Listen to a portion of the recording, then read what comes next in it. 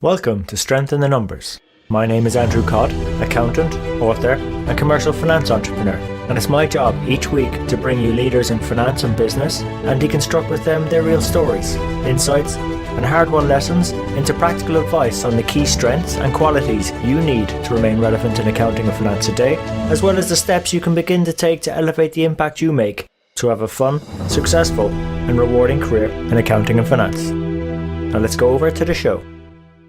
Hi everyone, and welcome to another episode of Strength in the Numbers. Now our guest mentor today is Robin Kiziak.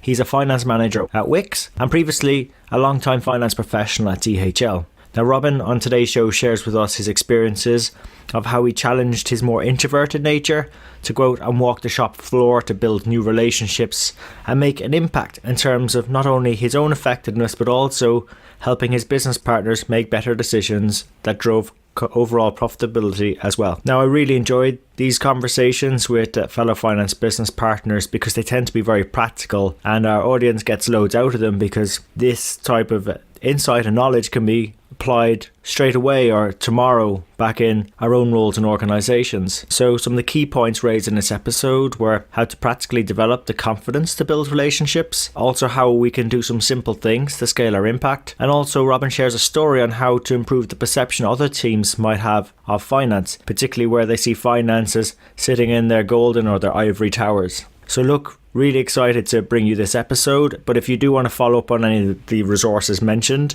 please check us out at sitnshow/podcast/054. There you'll not only find detailed timestamped show notes of this episode, but also other guest mentor interviews and resources as well to help you have more fun, rewarding and successful careers in accounting and finance. So that's enough for me. So without further ado, over to Robin and the show.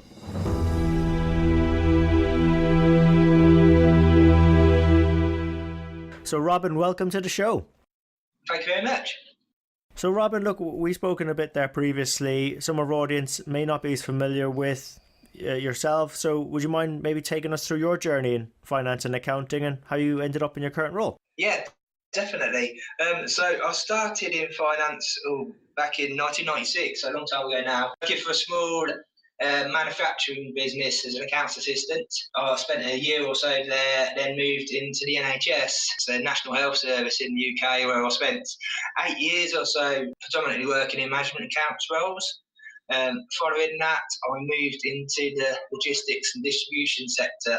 So I initially started working for a smaller third-party logistics or 3PL company who worked, funnily enough, I worked on the contract for Wix, which we'll come back to in a second. So moving on from there, I worked in DHL in their supply chain division, and I worked in 3 major consumer/retail contracts whilst working in DHL. And then just the middle of last year, so July last year, I moved into my current role, which is as finance manager for Wix, which is a DIY retailer. I work in the kitchen and bathroom distribution section of the Wix company.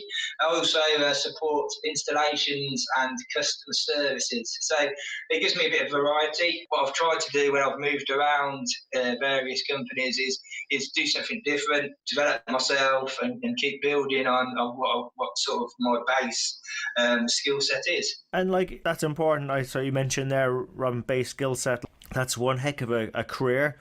Where have you sort of found yourself when you've been sort of taking on those new challenges? What sort of skills do you feel are more important to be developing now? If I'm totally frank, I think the confidence piece is something that I've not sort of been great at in my early career. I mean, I was one of these typical finance people, if there is such a thing, where I'm very introverted. I'm quite happy to sit in my office and get told these are what we did last week and put the reports together, distribute them. And I suppose it hasn't been helped by email, if I'm quite honest, because email is sort of a way of getting out of having to talk to people. And that's how I found it in the start of my career, is that now I could email reports off and never have to speak to anyone. It's brilliant. That's not the best way to approach things. So, and I think that whole confidence in building relationships has become more and more important as I've gone through my career. And I suppose that was how my the article that I wrote with Anders came about, is that I started in a new job, so I had a fresh slate. It was. I've been in DHL 10 years or so people knew me in DHL. Whether I moved around contracts, people already knew me. But I came into Wix, and it was a totally new environment, and I could set out from the start. This is how I'm going to do things, and I really pushed myself out of my comfort zone to get to know people and start building relationships straight away, rather than before I would sit in the background and wait until I was needed. And I think that's where I've made the biggest leaps and bounds sort of development in my career so far. That's interesting. So like you'd gone through a lot of your career, and I have to say, Robin, like I would feel I'm probably tend more towards the introverted side myself, that you went through so much of your career and then you start coming out from behind your desk. I have to I find email a bit of a crutch, if I'm be honest about it. And then what got me going out of that was actually, because I do a lot of global work, it was actually getting on the phone with people or video messages, because sometimes it's difficult to get out from behind your desk. But that's some achievement, and I like what you did there. It was a nice clean slate. Is there sort of any other advice to help our listeners, because there's plenty of us out there that are like that and do need to push ourselves out of our comfort zone? So is there any other advice you could give to our listeners on how to practically go about doing that? I think it's very much you just have to get the kahunas, for want of a better word, and just get out there and do it. It's the first time you do it is difficult, but you find that people aren't as bad as you probably make out in your mind. And I know recently I went on I think it was a SEMA seminar lecture, and they were talking about finance business partnering and building relationships, and they gave quite a useful sort of relationship steps, if you like. So to begin with, ask you questions, because people like to talk about themselves. So it's get out there and ask questions of people, and then show an interest in what they're saying. And it made sense, because if that's what people like to do, then let's build on that and see what happens. And then seek an understanding of where they're coming from, what their values are, and what they see as important in the business. And then you can start. I know a big word is collaboration at the moment, and start cooperating with each other. So if you need a favour, it's a sort of that you scratch my back, I'll scratch your type thing. And I think that's sort of then where you start building the trust, and that relationship then grows. Yeah, I love how you broke that down in the simple steps. And look, I know you gave some credit there to SEMA, but at the end of the day, Robin, you had to break that down for us. And I think there are 3-4 very useful steps any of us can take. So some great advice there for our listeners. Appreciate you doing that. And I suppose then, Robin, in terms of your current role, then what's exciting you most about what you're doing? As I said, I started in sort of mid-July last year, so I was quite new to the role. I think I had 2 month ends, and then I was into budgeting. So it was very sort of thrown into the deep end. But what I did find is that budgeting, it gave me the sort of reason to ask difficult questions and try and understand the business as a whole. Yeah. Which really helped, because then I could get into and start building these relationships with people that perhaps in the first couple of months I hadn't had a chance to see yet, or whatever it may be. So that was good. And I think going forward now, because I built a model to do the budgeting, to do forecasting on, and I think going forward it's tweaking that, getting the operational guys more involved in what I'm doing, because we may manage the budget process as such, but we don't own that budget, and then someone else needs to deliver that budget, so they need to be brought into it and have as much involvement as we do. So I think that's a big piece for me going forward, is to keep building this sort of relationship piece and getting everyone involved in what we're looking to do going forward. Yeah, look, that's really good advice to our listeners, Robin, because if we were trying to do all of this ourselves, we have some ownership in terms of making sure the process is working, but we don't own the budget at the end of the day. So if we're really going to be able to scale the impact we can make and be fair in the business and scale the impact they can make, really they need to step in and take some ownership of the process too. It is their budget at the end of the day, and I could agree with you more. So in terms of how you've been going about that, if there's some sort of recommendations for our listeners on how they can, in effect, scale their impact as well as the impact of the business? Yeah, I think it's what I spoke about in when I did the article with Anders is more about we have weekly meetings. So Yeah. now the operational guys, they know what a P&L is. They know how they can impact a P&L. So going forward, we're trying to track all of the metrics so that we can look at run rates and trends, etc. So that when we come to do forecasts and budgets going forward, we know how things are going to work, and we know where the areas where we can perhaps we have a bit fat built into the budget, perhaps, that we can cut out and things like that. And I think that's Yeah. key. And because a lot of operational people at a certain level, up to a sort of head of type level, that they will know what P&L is. But below that, people just go about because their day job is to, but in logistics and distribution, it's to get the boxes out the door at the end of the day. So they're perhaps not as focused on the P&L as we would be, but they need to have an interest in it. And I think as soon as they have an interest and they can understand how they can impact it, then that helps everyone, and especially as their development as well, because they're going to look to go on in their careers, and P&Ls and finance is going to play a big part in that. So I think the sooner you can get people involved in that and brought into that, the better. Yeah, I got to tie a few things what you're saying there, because I think it's really great advice. Let's start with the last bit there about the how. Like, how does it matter? Like, that's real practical stuff. That's why we have this podcast, this show, is to give practical advice or share it with our audience, so it makes our lives a little bit easier, so we can enjoy what we're doing more. But also come back to the point on confidence.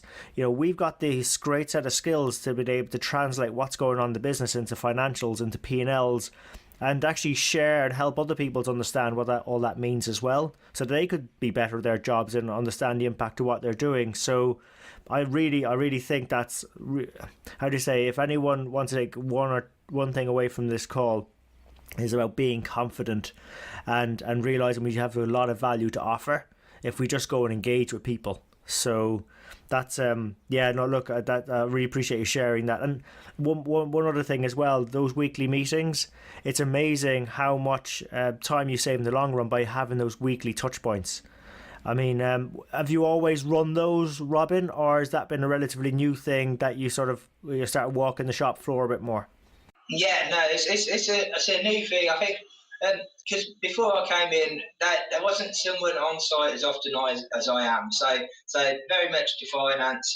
Their view of finance was they sit in there, in their golden tower somewhere, and put a few buttons into a laptop, and that's their job done. So I think this was, I've got to give credit to the head of distribution for kitchen and bathroom in this case, because he was a big advocate when I came in for interview, that he wanted to see more visibility of finance on the shop floor. He wanted to see me being in the business and educating his operators as to how they can impact the finances and what they can do to help the overall business objectives.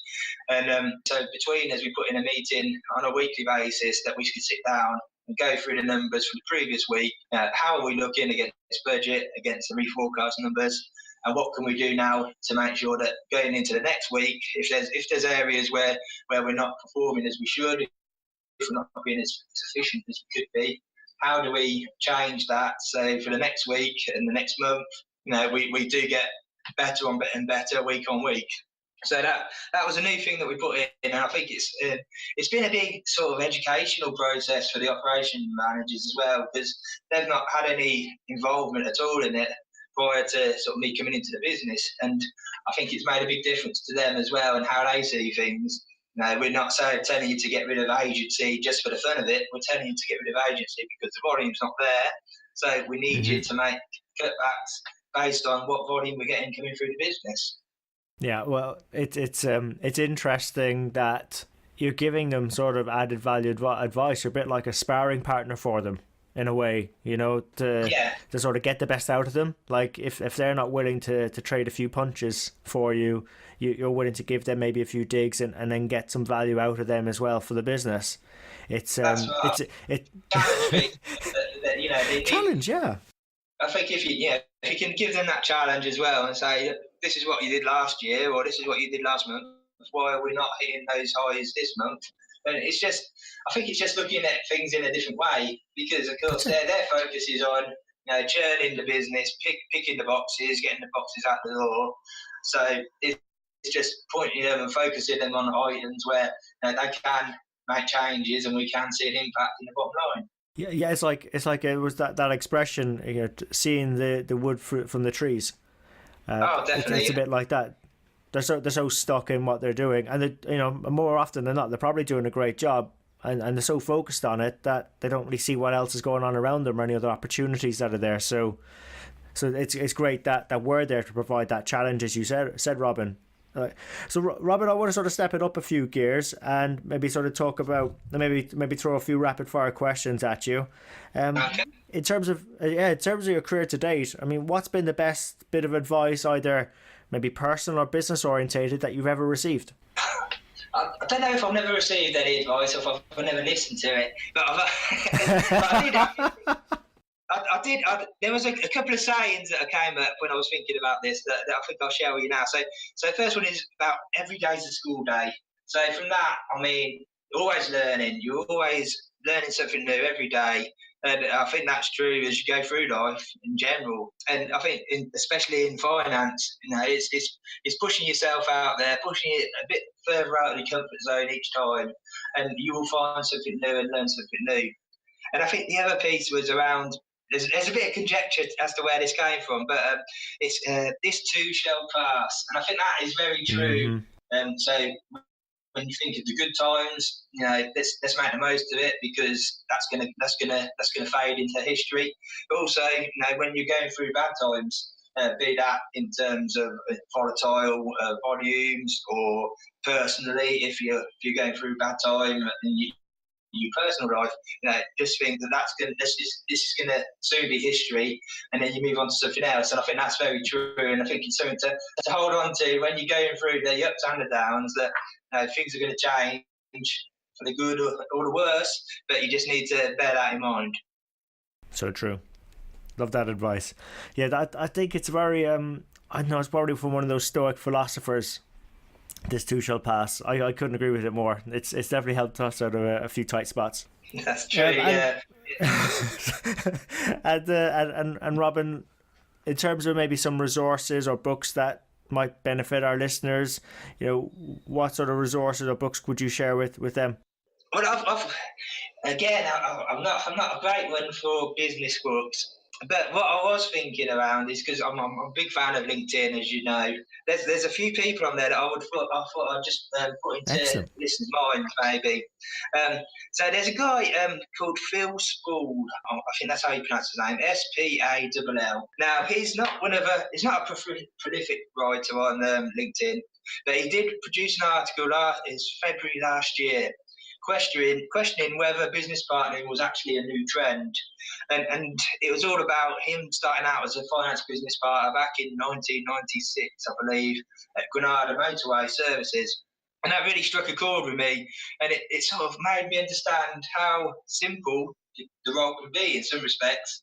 It is that getting out, speaking to people, understanding how the business works, and then simplifying it, and you're able to speak to people in a language they understand. And it really sort of struck a chord with me. So I'd recommend to go and have a look at that if you can. There's obviously yourself and Anders are big users of LinkedIn, and I look forward to reading your comments on there. Then obviously saw the recent Excel is Excel dead debate between Chris Argent and Lance Rubin. So I think definitely check those two guys out. But then moving on from that, I think some people who aren't so sort of finance related, there's a guy called Win Hopkins, and he's a big advocate of Microsoft Excel, and he works for a company called Access Analytic, and I think he puts a lot of good detail on about Microsoft, especially the Power BI packages. And then sort of go further away from finance, if you like. There's another guy on there who I follow called Alan Walker, and he's about recruitment. He's the editor of an organisation called Chat Talent. And I suppose it's not the recruitment stuff that I follow him so much for. He puts a lot of humour into his posts. And who says that accountants can't have a sense of humour as well? So yeah, also I'd recommend looking at him and sort of following that same logic. there's a good satire profile on there. The guy now goes under the name of Mike Winnett, and it sort of sums it up in his headline. He's called #1 LinkedIn Influencer, and he talks about a course on leadership. So so I know there's quite a few there, but I thought I'm all in, name check everyone. And then so that's the sort of where I would get my resources from. I like LinkedIn a lot. like we talked about earlier. It's getting different viewpoints and understanding how people work in their organisations, which may be different how I work in mine, which is really interesting. Yeah, that's the power of LinkedIn. I think some great names there. I highly encourage our listeners to go check them out. And again, appreciate the plug as well, Robin. But it's a great resource, and I use it similarly. It's just to test out ideas, get some feedback, and it's getting the sparring amongst our peers, which we can actually take it back into our own organisations. So and actually add more value ourselves and get more out of what we're doing too. So couldn't agree with the advice more. Robin, in terms of our audience, if they want to connect with you and find out some more about you, where's the best place to find you at? LinkedIn definitely. I would go with that. Like I say, I'm a big advocate, big fan of it. LinkedIn is the key place, I would say. Fantastic, Robin. Well, Robin, look, you've been a great guest for us. I love how you sort of touched on some sort of hard lessons and how you overcame them earlier in your career in finance and how you're really enjoying your current role. So appreciate you sharing that with our audience. Some great resources there as well for our listeners to follow up on. And I just want to again thank you for investing your time in the show and wishing you all the best. No problem. Thank you very much for having me on. So there you have it. Hope you enjoyed today's show. If you'd like to know more about our guests today, their bio, and follow up on the resources mentioned during the show, you can find all the relevant links and more at sitnshow.com. There you'll also be able to get access to earlier shows, read the latest blogs. There's also an opportunity to subscribe to our newsletter, which will give you heads up as to when the next show is coming out, latest events, news, and anything that's going to be relevant to help you have a fun, rewarding and successful career in finance and accounting. And just before you go, we really appreciate your feedback. If there's something we can do better on the show, something that's not working, or something you'd like to see, even a guest you'd like for us to invite onto the show, someone who you think might be able to benefit you more and also the rest of our community, please let me know. You can email me. I'm at andrew@sitnshow.com, or feel free to connect with me on LinkedIn. Just drop me a message so I know how you found me and we can connect. And really, it's our community that'll make the show. If we keep engaging and driving each other on, we'll keep on building our strength in the numbers. When all is said and done, if we can do the numbers better and finance better, we'll create more opportunities for ourselves, our friends, our families, our communities and our businesses. So until next time, have a good rest of the week, take care, and let's keep building our strength in the numbers.